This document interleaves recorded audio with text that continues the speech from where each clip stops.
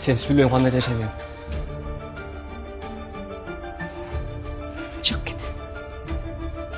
Hazır meclise çıkalım. YouTube блокирует это видео из-за нарушения авторских прав. Видео можно посмотреть по ссылке в первом закрепленном комментарии. YouTube блокирует это видео из-за нарушения авторских прав. Видео можно посмотреть по ссылке в первом закрепленном комментарии. Je pouvais sentir mon corps s'affaiblir de minute en minute. Je savais que nous ne pouvions pas survivre dehors pendant longtemps et trouver un abri était la priorité numéro un. Mais juste au moment où je pensais que tout espoir était perdu, une lumière faible est apparue dans le lointain.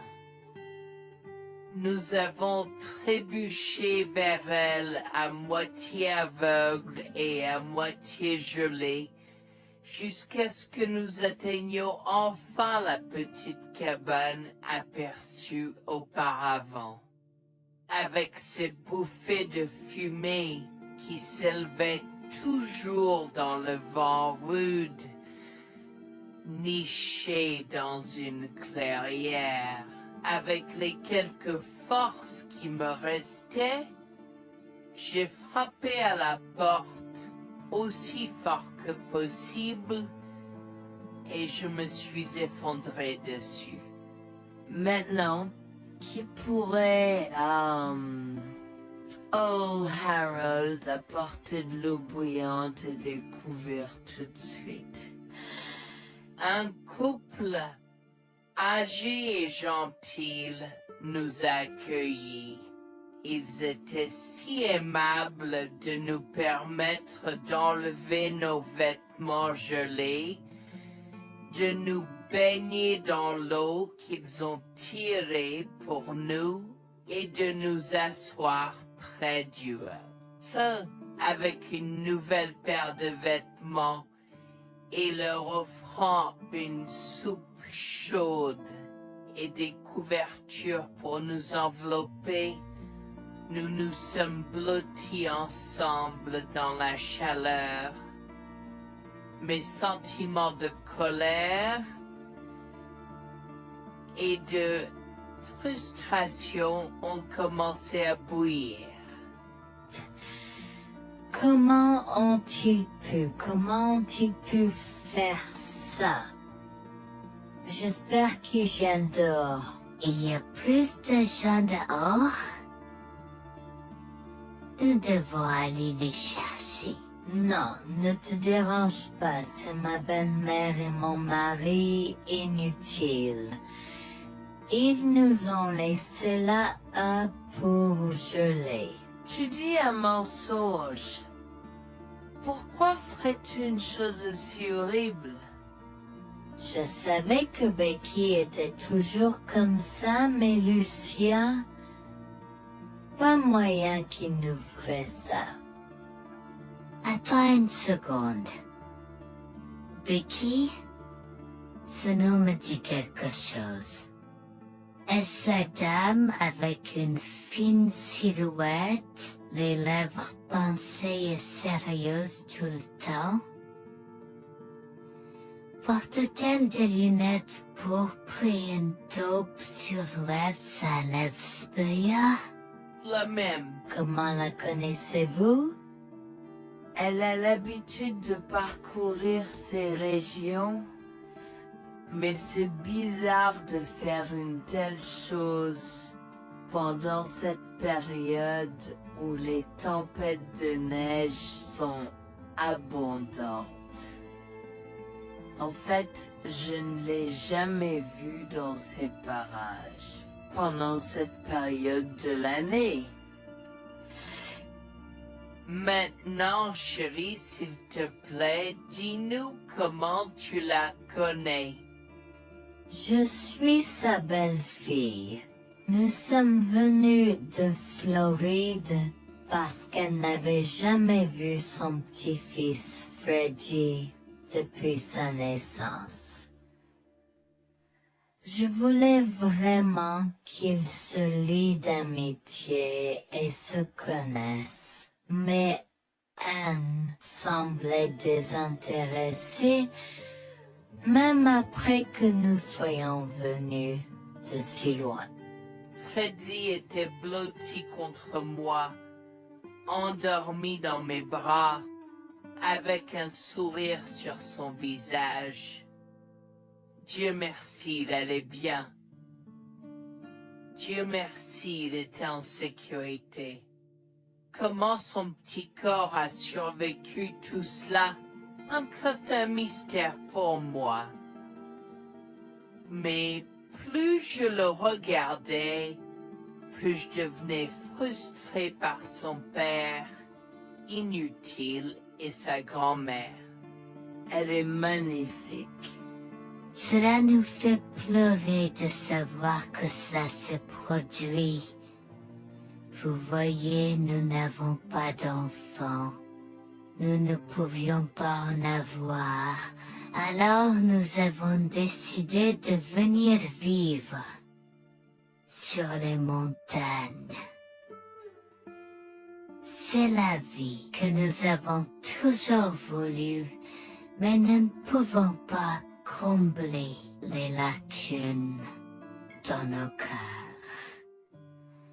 Donc, entendre que quelqu'un qui a la chance d'avoir un tel petit enfant a choisi d'être négligent est quelque chose que nous ne pouvons pas pardonner. Tu sais, j'ai toujours eu un drôle de pressentiment à propos de Becky, je te l'ai dit, Harold. Cette femme n'est pas normale dans sa tête. J'ai crié après eux leur disant d'attendre pour nous, mais ils ont juste continué à aller de l'avant. Ils m'entendaient, mais ils choisissaient de ne pas m'écouter. Pourquoi aurait-il fait ça? Parfois, nous ne savons pas pourquoi les gens font les mauvaises choses qu'ils font.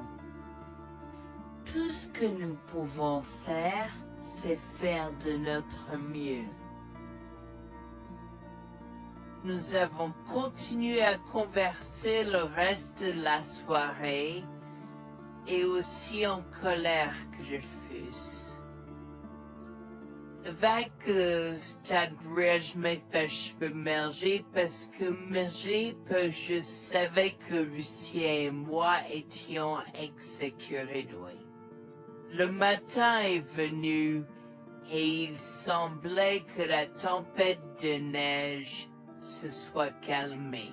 J'ai cherché sur divers sites web pour trouver des rapports météorologiques indiquant que c'était maintenant sûr de se déplacer dans la ville.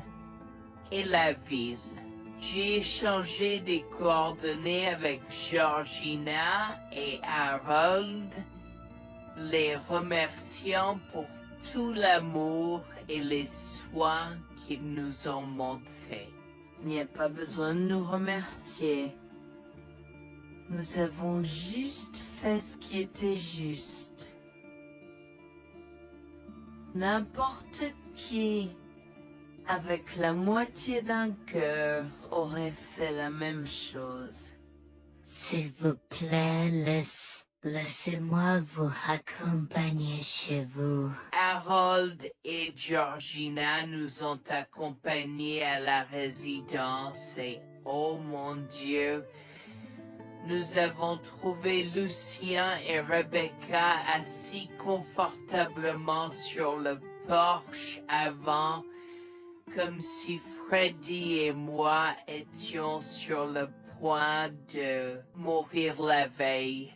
Je suis sorti de la voiture et j'ai commencé à perdre les pédales. Qu'est-ce qui ne va pas chez vous, les gens? Comment pouvez-vous nous laisser là? Tu nous ralentissais et nous voulions voir la cascade gelée. Est-ce que tu plaisantes? Freddy aurait pu mourir la nuit dernière. Tu t'en fous, vous, Lucien? Pour être juste, tu aurais pu simplement rester à la maison si tu n'étais vraiment pas prêt pour cette aventure. Je jure devant Dieu, à ce moment-là, ma vision est devenue rouge. J'étais prêt à attaquer, à donner des coups de pied, à crier et à hurler pour que le monde entier entende à quel point ces gens étaient horribles. Non seulement ils nous ont laissés là, mais ils semblaient ne pas se soucier de ce qu'ils avaient fait. C'était presque comme s'ils essayaient de nous tuer. Avant que je ne puisse lancer une série d'actions et de mots qui ne pourraient pas être repris, Harold m'a retenu, me disant de me calmer, car Freddy était toujours dans la voiture avec Georgina. En assistant à toute cette scène, il m'a fallu un moment pour me calmer. Mais même si j'avais calmé, j'étais toujours agressif et argumentatif. Vous nous avez laissés là. Nous aurions pu mourir, Lucien. Tu t'en fous de ça? Tu t'en fous que ta mère ait essayé de nous tuer? Ne sois pas dramatique, Noémie. Elle n'essayait pas de faire ça. Regarde, la raison pour laquelle nous ne sommes pas revenus te chercher est parce que nous savions que tu trouverais de l'aide et un abri. Je veux dire, tu as toi-même indiqué cette cabane, n'est-ce pas? Il semble que tu aies obtenu l'aide dont tu avais besoin. Pas grâce à toi ou à ta mère. Je n'arrive pas à croire ce que j'entends en ce moment. Assez, tout le monde. Ne me donne pas mal à la tête. Comment peux-tu être si froid et sans cœur envers ta femme? J'ai la moitié d'une idée de venir te frapper. Essaie, vieil homme. Je te mets au défi. Écoute, Noémie.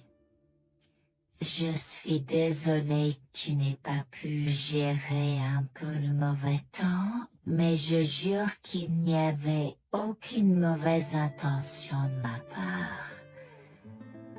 Écoute, Noémie, je suis désolée que tu n'aies pas pu gérer un peu le mauvais temps, mais je jure qu'il n'y avait aucune mauvaise intention de ma part. Oh oui. Pourquoi diable irais-tu faire de la randonnée à cette période de l'année? Nous ne te voyons jamais pendant cette période, alors quoi maintenant?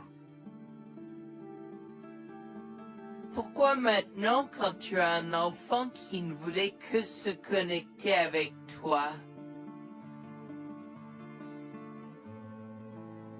Quelqu'un pourrait argumenter que ce niveau de négligence grossière était intentionnel, Becky.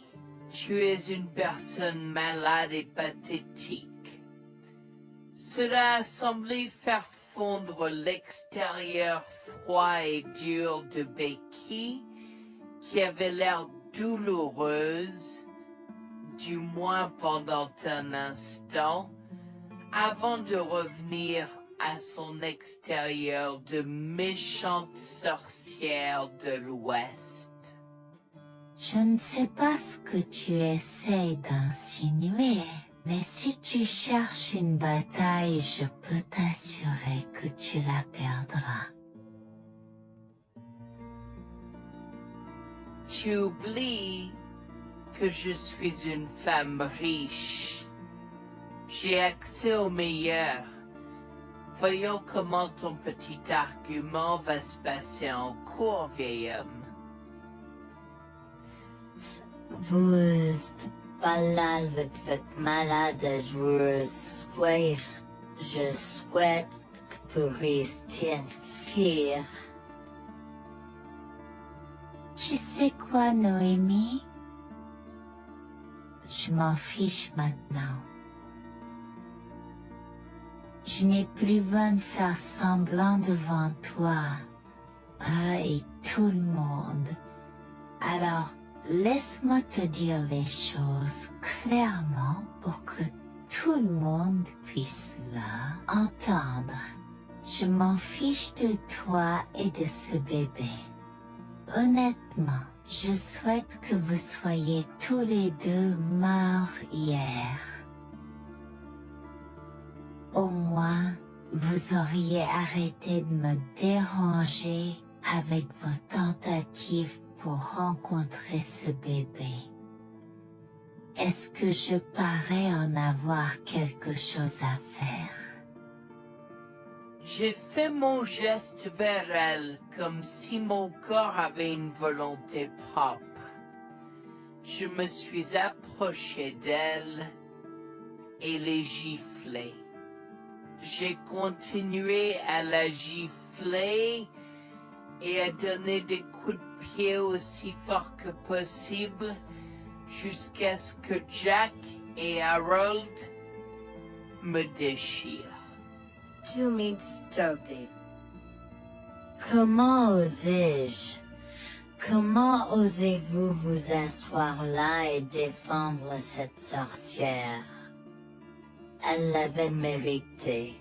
Toi, je vais te poursuivre en justice. Comment oses-tu me mettre les mains dessus? Elle ne voulait évidemment pas cela. Regardez, il semble que les tensions soient élevées en ce moment. Pourquoi ne pas tous prendre une grande respiration? Entrons et réglons cela. Vous êtes un homme faible et pathétique, et j'espère que vous passerez le reste de votre vie à expier ce que vous avez fait à votre fils. Avant que Jack ne puisse répondre, je lui ai craché au visage avant de rentrer à l'intérieur, de prendre Freddy et ses affaires, et de monter dans la voiture avec Georgina et Freddy. Maman, j'ai peur. Que se passe? Tu crois que tu combattu grand-mère? Chérie, je suis vraiment désolée que tu aies dû voir ça. Les choses sont beaucoup plus compliquées ici et je ne veux pas te mentir. Mais je crains que tu ne sois un peu trop jeune pour comprendre. Mais pour l'instant, je suis désolée de devoir te dire que pour l'instant, il semble que grand-mère et papa ne veulent pas de nous ici. Nous ne pouvons pas être ici parce que papa et grand-mère ne sont pas très gentils et je ne veux pas que tu sois autour de personnes qui ne sont pas gentilles. Mais Georgina et Harold sont gentils, n'est-ce pas? Oui, j'aime Georgina et Harold. Harold et Georgina peuvent-ils être mes grands-parents? Oh mon Dieu, mon petit enfant, tu me fais pleurer. Bien sûr, je peux être ta grand-mère. Oh mon Dieu, mon petit enfant, tu me fais pleurer. Bien sûr, je peux être ta grand-mère. Je serai toujours ton ami et je te promets de prendre soin de toi si tu as besoin de moi. Harold a pris la voiture et nous a emmenés à un hôtel où nous avons pu nous reposer et nous remettre de nos émotions, mais malheureusement tout l'événement était un peu trop difficile à gérer. J'y avais très peur pour l'avenir Board of Dieu, tant Freddy que moi, car cela signifiait le divorce. Mais j'avais peur, Bertie, qu'ils obtiennent la garde de Freddy.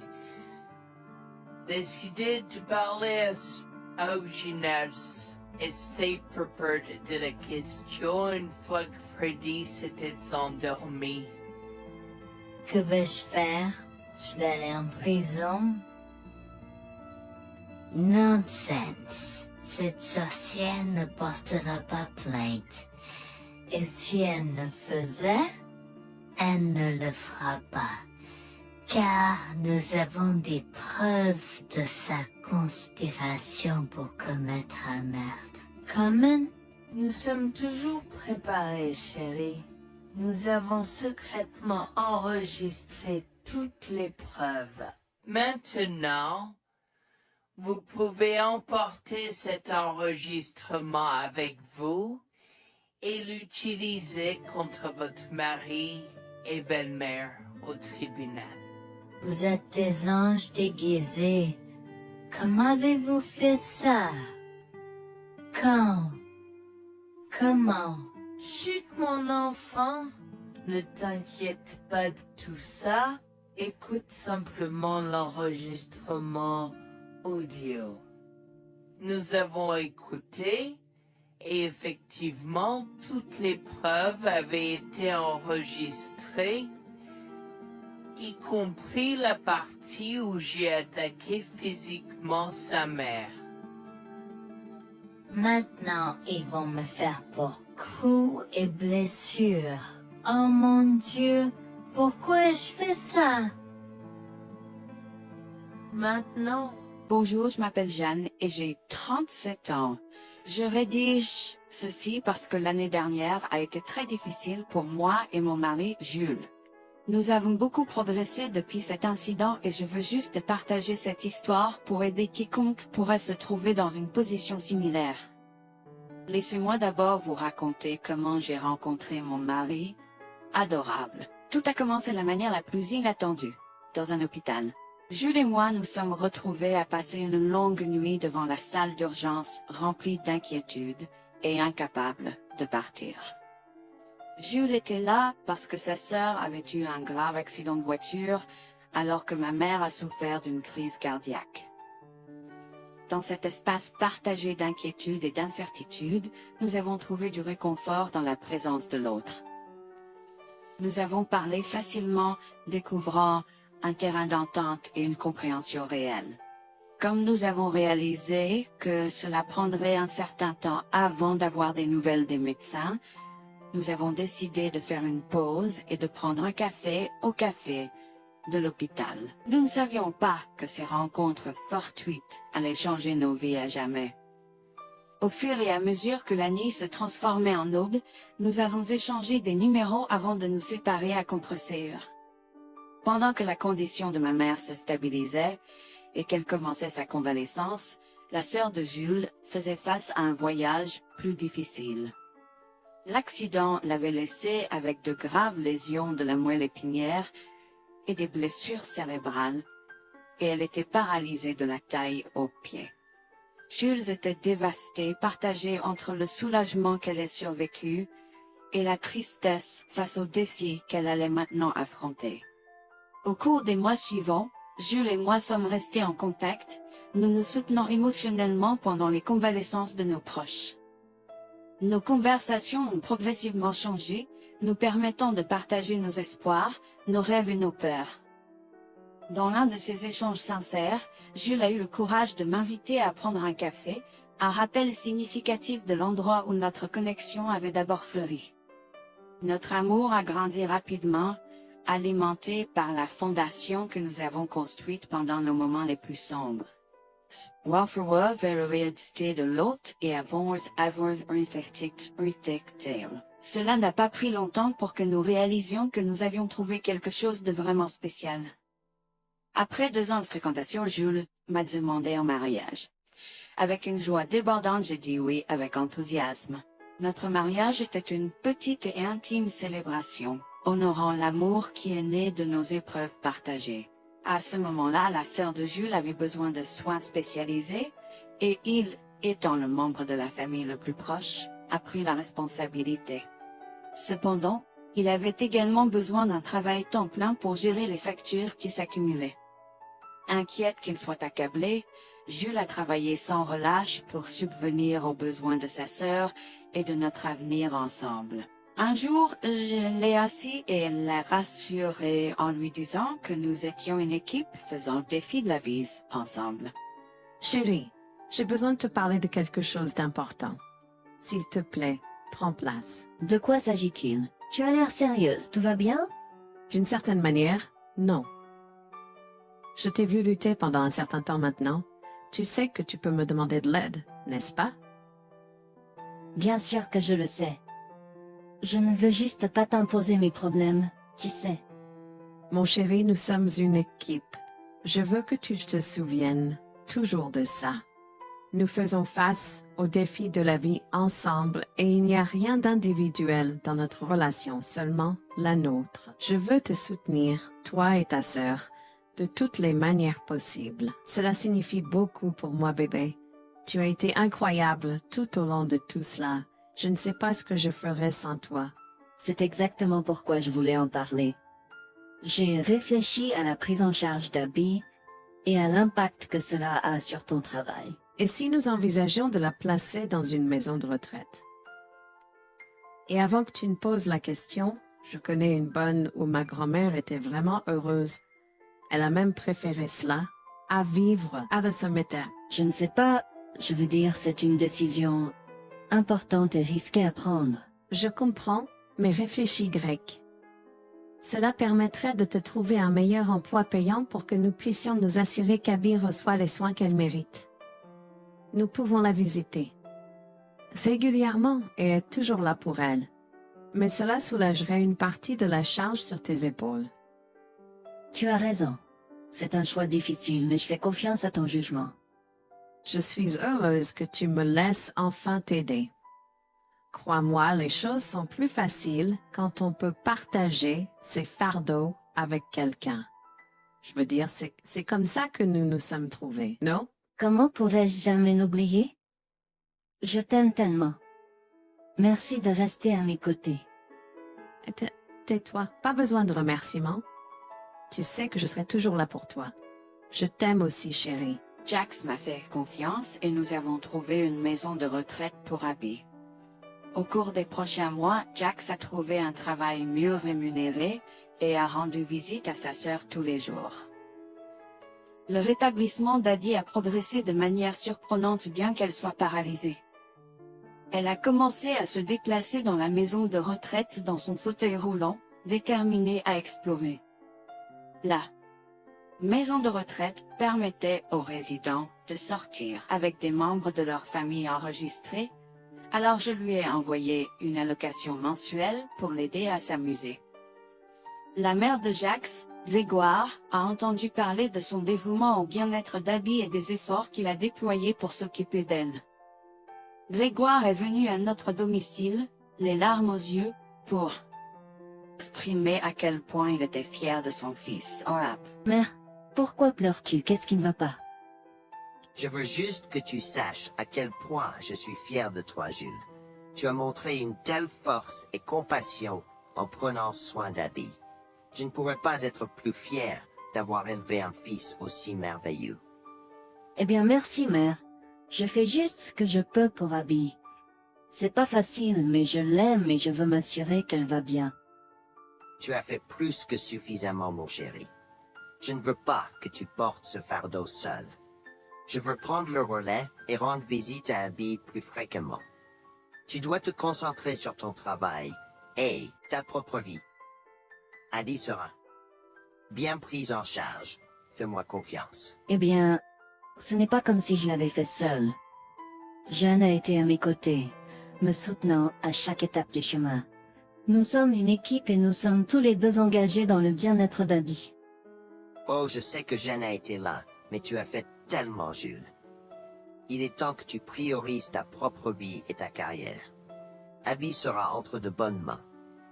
Fais-moi confiance. D'accord, mère, si tu es sûre de toi, alors j'accepterai. Mais je veux que tu saches que c'était un plaisir de prendre soin d'Abby et que je serai toujours là pour elle, quoi qu'il arrive. Je t'apprécie, Jules, mais il est temps pour toi et Jeanne de vous concentrer sur vos futurs. Fais-moi confiance, ce sera pour le mieux. D'accord, mère, si tu crois que c'est la bonne chose à faire, alors j'irai avec. Promets juste de bien t'occuper d'Abby. Je te le promets, maman, tu peux compter sur moi. Maintenant, va et concentre-toi sur ton travail. Laisse-moi m'occuper de la garde d'Abby. J'ai trouvé l'intérêt subi de Grégoire pour Abby un peu étrange, mais je me suis tue car je savais que ce moment était important pour Jules. L'année suivante, Jules s'est concentré sur son travail et a obtenu une augmentation. J'ai également obtenu une augmentation, ce qui nous a permis d'augmenter l'allocation mensuelle de Bal d'Abby. Grégoire a tenu sa promesse, mais il y avait un piège. Il a toujours insisté pour que nous restions occupés par le travail et nous a rappelé à quel point Abby était heureuse avec plus d'argent. Il nous a grondé si nous voulions la visiter et a prétendu qu'il savait ce qui était le mieux pour elle. Grégoire nous a fait appeler avant de rendre visite à Abby, donc il a contrôlé notre accès à elle. En conséquence, nous l'avons vue de moins en moins, mais nous avons continué à lui envoyer l'allocation chaque mois. Je me sentais mal à l'aise par la situation. L'attitude possessive et le comportement contrôlant soudain de Grégoire m'inquiétaient. Il semblait toujours avoir des excuses lorsque Jules avait besoin d'aide avec Abby dans le passé. Cependant, je n'ai rien dit car je savais à quel point Abby était importante pour Jules. Malgré les défis, Jules et moi sommes restés engagés à soutenir Abby. Nous avons tenu notre promesse de fournir une assistance financière, même si nous ne pouvions pas être avec elle autant. Nous avons cru qu'Abby méritait les meilleurs soins. Même si nous ne pouvions pas être avec elle autant, nous avons cru qu'Abby méritait les meilleurs soins et le bonheur, et nous voulions qu'elle ait les moyens de profiter de la vie à fond. Un jour, Jules était un peu trop submergé par le manque d'Abby. Nous nous étions tous les deux beaucoup impliqués dans le travail et n'avions pas eu le temps de lui rendre visite. Nous avons décidé de lui rendre visite sur un coup de tête. Nous ne l'avons pas dit à Grégoire car nous ne voulions pas entendre ses remontrances ou ses réprimandes. Avant d'arriver à la maison de retraite, Jules et moi nous sommes arrêtés au supermarché pour acheter à Abby toutes ses collations préférées. Nous étions tous les deux très excités de la voir et de passer du temps de qualité avec elle. J'ai même apporté ma Nintendo Switch pour qu'elle puisse y jouer. Nous sommes entrés et avons immédiatement commencé à chercher Abby, mais nous ne pouvions pas la voir nulle part. Je pensais qu'elle était probablement partie pour un rendez-vous chez le médecin ou qu'elle était probablement dans le jardin. Nous avons trouvé l'infirmière d'Abby, Mme Smith. Elle nous a regardés avec confusion. « Excusez-moi, pourriez-vous nous dire où est Abby? Nous la cherchons. » Charlie, ne savez-vous pas ce qui s'est passé? Non, nous n'en savons rien. S'il vous plaît, dites-le nous. Que s'est-il passé? Est-ce que Abby va bien? J'ai essayé de contacter Grégoire car il a insisté pour être le point de contact pour toutes les informations concernant Abby, mais il n'a jamais répondu à mes appels. S'il vous plaît, dites-nous simplement ce qui s'est passé. Est-ce que Abby va bien? Je suis vraiment désolée de vous apprendre cette nouvelle. Alors que nous administrions un nouveau médicament à Abby, son corps a eu une réaction sévère. Elle est tombée en état de choc, malgré nos efforts et d'aide. Quoi? Quand cela s'est-il produit? Cela s'est produit il y a 2 mois. 2 mois? Comment cela est-il possible? Pourquoi n'avons-nous pas été informés? Je m'excuse pour cette omission. Nous essayons de joindre Grégoire comme il l'avait demandé, mais il semble qu'il n'a jamais reçu nos appels. C'est incroyable. Nous aurions dû être au courant, nous aurions dû appeler Abby. Merci de nous l'avoir dit, Manager Smith. Nous aurons besoin de temps pour traiter cela. Pouvez-vous nous laisser un peu d'intimité? Bien sûr, prenez tout le temps dont vous avez besoin. Je serai là si vous avez des questions ou si vous avez besoin d'aide. Je suis vraiment désolée pour votre perte.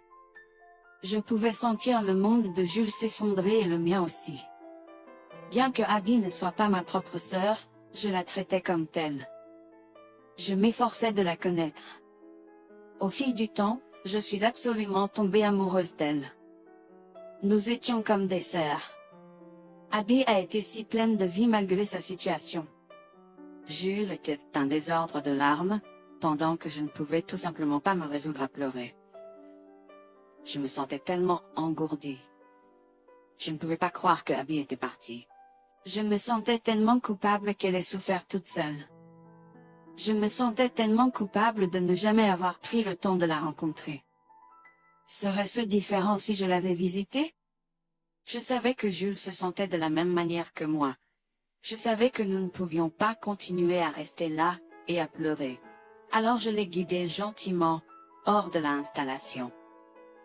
Le trajet de retour à la maison était silencieux, alors que le chagrin enveloppait nos âmes. Quand nous sommes arrivés à la maison, nous nous sommes tous les deux effondrés en pleurs dans les bras, un de l'autre. Nous avons pleuré et pleuré pendant ce qui semblait être des heures. Jules était furieux que nous n'ayons même pas pu dire au revoir à Abby. Je me sentais de la même façon. De plus, j'étais triste que Abby n'ait probablement jamais eu de funérailles non plus. À ce moment-là, j'ai eu une soudaine réalisation qui m'a frappé dur.